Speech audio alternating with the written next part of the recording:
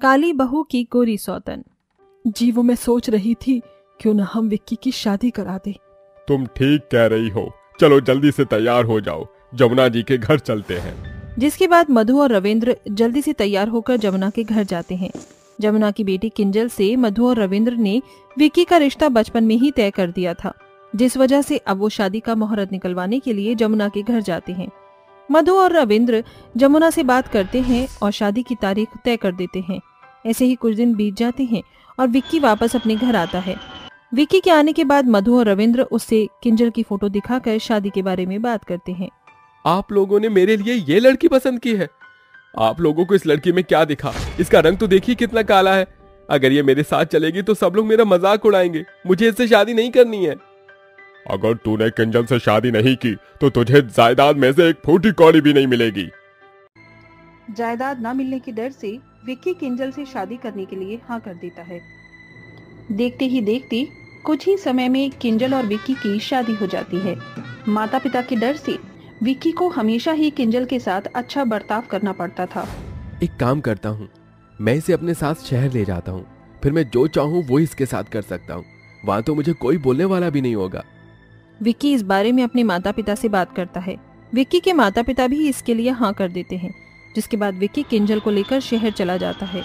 शहर जाते ही विक्की का असली रूप किंजल के सामने आता है।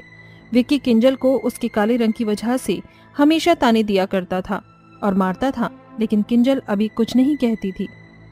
विक्की जी, मुझे थोड़े पैसे मिल सकते हैं क्या? तुम्हें पैसों की क्या जरूरत है? सारा सामान तो मैं ही लाता हूँ। मैं तुम्हारी सारी चाल समझता हूँ। तुम मुझसे पैसे लेकर अपनी माँ को देना चाहती हो ना, लेकिन मैं ऐसा नहीं होने दूंगा, समझी? तुम्हें तो एक फूटी कौड़ी भी नहीं मिलेगी। इतना कहकर विक्की किंजल को धक्का देकर चला जाता है और किंजल जमीन पर गिर जाती है और रोने लगती है। लेकिन किंजल को पता था अब जो है यही उसकी जिंदगी है, इसीलिए वो कुछ नहीं कहती है।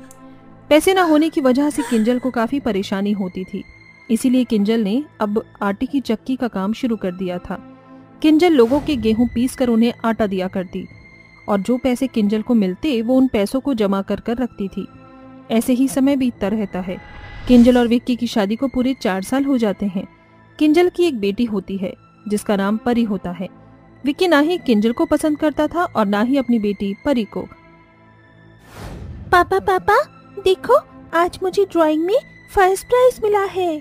हे भगवान, पहले इसकी माँ और अब इसकी बेटी। कितनी बार कहा है मुझसे दूर रहा कर, और ये जाकर अपनी माँ को दिखा, मुझे नहीं। इतना कहकर विक्की वहाँ से गुस्से में चला जाता है और बेचारी परी रोने लगती है। परी के रोने की आवाज सुनकर किंजल उसके पास आती है। क्या हुआ बेटा, क्यों रो रही हो? माँ पापा मुझे कभी भी प्यार नहीं करते, हमेशा डांटते रहते हैं। मेरे फ्रेंड्स के पापा उन्हें बहुत प्यार करते हैं, लेकिन मेरे पापा क्यों नहीं करते? ऐसा नहीं है बेटा, पापा आपसे बहुत प्यार करते हैं, लेकिन पापा काम करते हैं ना, इसीलिए काम की वजह से वो थोड़ा परेशान रहते हैं। चलो अब जल्दी से रोना बंद करो, आज मैंने तुम्हारा फेवरेट खाना बनाया है, जल्दी से मुंह हाथ धो लो, तब तक मैं खाना लगाती हूँ। किंजल परी को समझा देती है, जिसके बाद परी चुप हो जाती है। विक्की जिस कंपनी में काम करता था उस कंपनी में एक मोनिका नाम की भी लड़की थी। मोनिका दिखने में बहुत सुंदर और स्टाइलिश होती है, जिस वजह से विक्की मोनिका को पसंद करने लगता है और मोनिका भी विक्की को पसंद करती है। मोनिका, अब मैं तुमसे और दूर नहीं रह सकता। मैं अपनी पत्नी से और उसकी बेटी से बहुत परेशान हो चुका हूँ। मुझे तुमसे शादी करनी है। मैं भी तुमसे शादी करना चाहती हूँ, लेकिन तुम्हारी बीवी, उसका क्या? तुम उसकी फिक्र मत करो, हम दोनों शादी कर लेते हैं। शादी के बाद जब वो अपनी सौतन को देखेगी तो जरूर तलाक के लिए मान जाएगी। जिसके बाद विक्की और मोनिका मंदिर में शादी कर लेते हैं। शादी के बाद विक्की मोनिका को अपने घर लेकर आता है। किंजल जैसे ही मोनिका और विक्की को शादी के जोड़े में देखती है तो वो समझ जाती है कि उन दोनों ने शादी कर ली है। अपनी सौतन को देखकर किंजल की आंखों में आंसू आ जाते हैं। अरे ओ काली कलूटी, ऐसी चुकर चुकर क्या देख रही है? अब नजर लगाएगी क्या मुझे ऐसे देखकर? विक्की जी, मैंने ऐसा क्या कर दिया जो आप मेरी सौतन को ले आए? अब मेरा और मेरी बच्ची का क्या होगा? किंजल, तुमने कभी अपने आप को और मुझे देखा है? हम दोनों में कितना फर्क है। तुम ठहरी काली कलूटी कोयले की तरह और मैं ठहरा इतना हैंडसम। मैं मोनिका जैसी लड़की डिजर्व करता हूँ, ना कि तुम जैसी। अगर तुम्हें इस घर में रहने में कोई परेशानी है मोनिका के साथ तो तुम मुझे तलाक देकर जा सकती हो। तलाक का नाम सुनकर किंजल डर जाती है और वो सोचती है कि अगर वो अपने पति से तलाक ले लेगी तो उसका और उसकी बेटी का क्या होगा। इसीलिए ना चाहते हुए भी किंजल को अपनी सौतन के साथ एक ही घर में रहना पड़ता है। मोनिका को अपने गोरे रंग पर बहुत ज्यादा घमंड होता है, जिस वजह से वो हमेशा किंजल और उसकी बेटी को परेशान किया करती थी। ऐसे ही समय बीतता रहता है और किंजल अपने साथ हो रही सभी चीजों को बर्दाश्त करती रहती है। मोनिका, ये 5 लाख रुपए हैं, इन्हें तुम संभाल कर अलमारी में रख दो। जब मैं शाम को आऊंगा तो मुझे दे देना। 5 लाख रुपए को देखकर मोनिका के मन में लालच से एक आइडिया आ जाता है और वो पैसों को चुराकर अपने बैग में रख लेती है। शाम को जब विक्की घर आता है तो वो मोनिका से पैसे मांगता है, लेकिन मोनिका पैसे न मिलने का ढोंग करती है और पैसों की चोरी होने का इल्जाम किंजल पर लगा देती है। मुझे तो लग रहा है इस किंजल ने ही सारे पैसे चुराए हैं।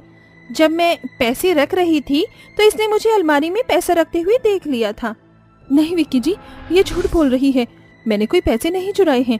आप चाहे तो मेरे कमरे की तलाशी ले सकते हैं। किंजल के कहने पर विक्की किंजल के कमरे की तलाशी लेता है, लेकिन उसे वहाँ कुछ भी नहीं मिलता। मोनिका जब 5 लाख रुपए अपने बैग में रख रही होती है तो उसे ये सब करते हुए परी देख लेती है। पापा पापा, पैसे मम्मी ने नहीं चुराए हैं, पैसे इन आंटी ने अपने एक बैग में रखे थे। मैंने इन्हें बैग में पैसे रखते हुए देखा था। विक्की, ये लड़की झूठ बोल रही है, मेरे बैग में कोई भी पैसा नहीं है। मैं जानता हूँ मोनिका, तुम कभी भी ऐसा नहीं कर सकती हो, लेकिन इन लोगों को यकीन दिलाने के लिए तुम्हें अपना बैग चेक कराना होगा। विक्की जैसे ही मोनिका का बैग चेक करता है तो उसे उसके बैग में 5 लाख रुपए मिल जाते हैं और वो समझ जाता है कि मोनिका ने ही सारे पैसे चोरी किए थे। मोनिका, मुझे तुमसे ये उम्मीद नहीं थी। तुमने अपने ही घर में चोरी की। मैं तुमसे इतना प्यार किया, तुम पर विश्वास किया, लेकिन तुमने मेरा विश्वास तोड़ दिया। तुम्हारी वजह से मैंने अपनी पत्नी को धोखा दिया। हाँ, तो मैंने कुछ गलत नहीं किया। तुम्हारे पैसे मेरे पैसे हैं और वैसे भी तुम्हें ही अपनी इस काली बीवी से परेशानी थी और तुम मेरे पास आए थे, ना कि मैं तुम्हारे पास। मुझे तुम्हारे साथ रहना ही नहीं है, निकल जाओ मेरे घर से। मैं आज ही तुम्हारे पास तलाक के पेपर भिजवा दूंगा। जिसके बाद मोनिका वहाँ से चली जाती है। विक्की को भी अब अपनी गलती का एहसास हो जाता है, जिसके बाद वो किंजल से माफी मांगता है। किंजल, मुझे माफ कर दो। मैंने तुम्हारे साथ कभी भी अच्छा बर्ताव नहीं किया। तुमने हमेशा पत्नी होने का फर्ज निभाया, लेकिन मैंने एक बार भी पति होने का फर्ज नहीं निभाया। हमेशा तुम्हें तुम्हारे काले रंग की वजह से नापसंद किया। तुम्हारे साथ साथ मैंने अपनी बेटी के साथ भी कभी अच्छा बर्ताव नहीं किया, लेकिन अब मुझे अपनी गलती का एहसास हो गया है। विक्की जी, आप मेरे पति हैं और एक पति अपनी पत्नी से माफी मांगते हुए बिल्कुल भी अच्छे नहीं लगते। जो हुआ उसे भूल जाइए। अब हम अपनी जिंदगी की एक नई शुरुआत करते हैं। किंजल विक्की को माफ कर देती है और विक्की भी अब सुधर जाता है और किंजल और अपनी बेटी परी को बहुत ज्यादा प्यार करता है। अब पूरा परिवार खुशी खुशी साथ रहता है। रिया अपने पति और सास के साथ रहती थी। ओम खेती बाड़ी किया करता था और दोनों सास बहू घर के काम को संभालती थी। माँ जी, आज शाम के खाने में क्या बनाऊं? जो भी तेरा मन हो वही बना ले। रिया ने कुछ देर सोचा। माँ, आज सोमवार है ना? हाँ, आज के दिन टीवी पर बड़ी ही नई नई चीजों की रेसिपी दिखाते हैं। मैं सोच रही हूँ कि क्यों ना आज कुछ नया बनाऊं। रिया ने टीवी खोल दिया और टीवी खोलते ही उसने एक खबर सुनी। हर चैनल पर बस वही खबर छाई हुई थी। अरे नहीं माँ, क्या हुआ? माँ जी, अगले 5 दिन तक तेज बारिश का अंदेशा है और ऐसे में बाढ़ आने की भी पूरी संभावना है। तो फिर हम क्या करें? माँ जी, जब भी कभी कोई ऐसी खबर लगे तो हमें पीने का पानी और अपना अनाज बचा लेना चाहिए और साथ ही हर वो जरूरत का सामान जिसकी हमें बेइंतहा जरूरत हो। रिया की बात पूरी भी नहीं हुई थी कि तभी जोर से बादल गरजने लगता है और बहुत तेज बारिश होने लगती है। रिया ने ये सब देखकर अनाज की बोरियां और खाने पीने की चीजों को घर के एक ऊंचे स्थान पर रख दिया ताकि वो सुरक्षित रहें। कितनी तेज बारिश हो रही है, ना जाने ये ओम कहाँ रह गया। शालिनी ये सब बोल ही रही थी कि तभी ओम खेतों पर से भीगा हुआ घर आया। वो बहुत डरा हुआ था। माँ, रिया, यहाँ बाढ़ आने वाली है। बेहतर होगा कि हम कुछ दिनों के लिए यहाँ से चले जाएं। कहाँ जाएंगे बेटा? अपनी माँ की बात सुनकर ओम शांत हो गया। नाले भर चुके थे और सभी बारिश के रुकने की कामना कर रहे थे। सभी अपने अपने पलंग पर सो रहे थे कि तभी शालिनी को कुछ गीला गीला महसूस हुआ। अरे ये क्या था? उसने आंखें मसल कर देखा। अरे नहीं, बेटा बेटा! सभी शालिनी की आवाज सुनकर जाग गए। पूरे कमरे में पानी ही पानी था। वो पानी उनके पलंग की ऊंचाई तक पहुंच गया था। सभी घर की दूसरी मंजिल पर चले गए। इसी तरह से बारिश का सिलसिला जारी था और देखते ही देखते उनका घर आधा डूब गया। जिन लोगों के पास बस एक ही मंजिल था, उनके पूरे के पूरे घर डूब गए और बहुत सारे लोगों की तो भूख के कारण मौत भी होने लगी थी। बहू, ये तेरी समझदारी की बदौलत है जो हम बाढ़ में भी भरपेट खाना खा पा रहे हैं। जानती हूँ माँ, लेकिन मैं सोच रही हूँ कि ऐसे अकेले अकेले बस अपना पेट भरना सही नहीं है। हमें हर हाल में अपने आसपास के लोगों की भी मदद करनी चाहिए। सही कहा, ओम जी के खेत में उगाई हुई प्याज बहुत सारी है। क्यों ना हम लोगों को प्याज के पराठे बनाकर खिला दे, इससे हमारे चावल और दाल भी बचे रहेंगे। शालिनी को अपनी बहू का विचार बहुत ज्यादा पसंद आया और उन्होंने अपने घर की छत पर ही प्याज के पराठे बनाकर बेचना शुरू कर दिया। तो बाढ़ का पानी वहां तक नहीं पहुंच रहा था। बहू, लेकिन यहाँ पराठे कौन खाने आएगा?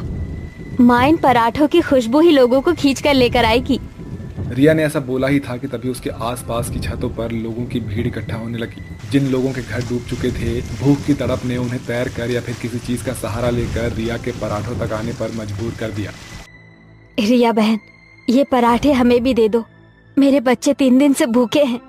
जी जरूर, अभी देती हूँ। बहन, पहले कभी मेरा पेट बड़े वाले तकिए जैसा हुआ करता था और अब तो देखो। फिक्र मत कीजिए, ये पराठे खाते ही आपका पेट फिर से तकिए जैसा हो जाएगा।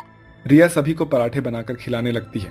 बारिश भी अब बहुत कम हो चुकी थी, लेकिन बाढ़ का पानी सभी तरफ रुका हुआ था। इस पानी को उतरने में कम से कम 1 हफ्ता तो लग ही जाएगा। बहू, 1 हफ्ते तक खाने पीने के लिए हमारे पास राशन तो है ना? जी। सभी लोग बहुत खुश थे, लेकिन तभी रिया उनसे बोलती है, देखिए, ना मैं इतनी अमीर हूँ और ना ही आप। अभी तो हम सभी के दिन एक जैसे ही हैं। लेकिन जब ये पानी उतर जाएगा और सब सही हो जाएगा, तब आप मुझे इन पराठों के पैसे दे दीजिएगा। सभी रिया की बात से राजी हो जाते हैं। अरे बहन, ऐसी मुश्किल घड़ी में तुमने हमारा पेट ही नहीं भरवाया है, बल्कि हमारे प्राण भी बचाए हैं। हम तुम्हारी मेहनत के पैसे बिल्कुल भी नहीं मारेंगे। सभी रिया की तारीफ करने लगे। वो अपनी तारीफ सुनकर बहुत खुश हो गई। उसने बाढ़ में ना सिर्फ अपने पड़ोसियों बल्कि अपने दुश्मनों, दोस्तों और अजनबियों का भी पेट भरवाया था। लेकिन रिया की पड़ोसन रेखा, जो कि उससे काफी जलती थी, वो उन पराठों को खाने नहीं आई थी। माँ, हमने कितने लोगों को खाना खिला दिया, लेकिन रेखा ही इन पराठों को खाने नहीं आई। अरे आती भी तो किस मुंह से? पहले उसने क्या किया था, तुझे याद नहीं है? नहीं माँ, ऐसी स्थिति में तो सभी शिकवे गिले मिट जाते हैं। जरूर कोई बात है। कोई बात नहीं है। शालिनी ने बात को खत्म करनी चाहिए, लेकिन रिया को सुकून नहीं मिल रहा था। माँ, हमें एक बार जाकर देख लेना चाहिए। रिया बिना किसी की बात सुने नाव से उसके घर चली गई। उसने देखा कि रेखा अपने घर की छत पर बेहोश पड़ी हुई थी। रेखा, उठो, तुम्हें क्या हुआ है? रिया ने रेखा के मुंह पर पानी का छींटा मारकर उसे जगाया। खाना चाहिए मुझे। हाँ, मैं तुम्हारे लिए खाना लाई हूँ। देखो, मैं प्याज के पराठे लेकर आई हूँ। प्याज के पराठे का नाम सुनते ही रेखा के हाथ पैरों में जान आ गई और वो उन पराठों को खाने लगी। और मुझे और पराठा दो। हाँ, तुम मेरे साथ चलो। रिया रेखा को अपने साथ ले आई और उसे भर पेट पराठे खिलाई। रेखा बड़े घर में बस अकेली ही रहती थी और उसका पति बाहर विदेश में काम करता था।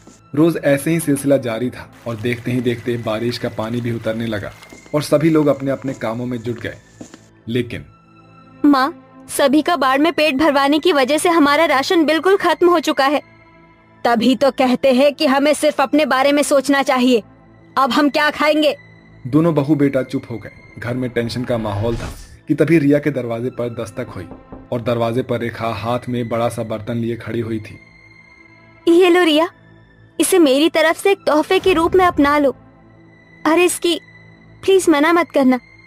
मैंने तुम्हारे साथ बिना वजह बहुत बुरा बर्ताव रखा, लेकिन मैं आज उन सभी बातों की माफी मांगने आई हूँ। प्लीज मेरा ये छोटा सा तोहफा रख लो। अगर तुम इसे रख लोगी तो मैं समझ जाऊंगी कि तुमने मुझे माफ कर दिया है। तुम्हारा शुक्रिया। रेखा वहां से चली गई। रिया ने उस बर्तन को खोलकर देखा। उसके अंदर बहुत सारा स्वादिष्ट खाना था। अभी रिया उसे अंदर लेकर गई भी नहीं थी कि तभी जिन लोगों को उसने बाढ़ में मदद की थी वो सभी आते हुए दिखाई देते हैं। रिया बहन, उस दिन मेरे बच्चों और मेरा पेट भरवाने के लिए मैं आपकी शुक्रगुजार हूँ। मैं कुछ कमाती तो हूँ नहीं, लेकिन शुक्रिया के तौर पर अपने हाथ का खाना लाई हूँ। जब मेरा काम चलने लगेगा तो मैं आपके पैसे भी दे जाऊंगी। सभी ने ऐसे ही रिया को कुछ न कुछ दिया, कोई पैसे देता तो कोई खाना। देखा माँ, जो लोग दूसरों की मदद करते हैं भगवान उनकी मदद करते हैं। शालिनी ने मुस्कुराकर गर्दन हिलाया। रिया ने अपनी कमाई के पैसों से घर का राशन खरीद लिया। उसने इस बाढ़ में अगर कुछ खोया था तो बहुत सारे लोगों का प्यार भी पाया था। देखते ही देखते ओम के खेत भी सूख गए और सभी लोग पहले की ही तरह काम करके खुशी खुशी रहने लगे।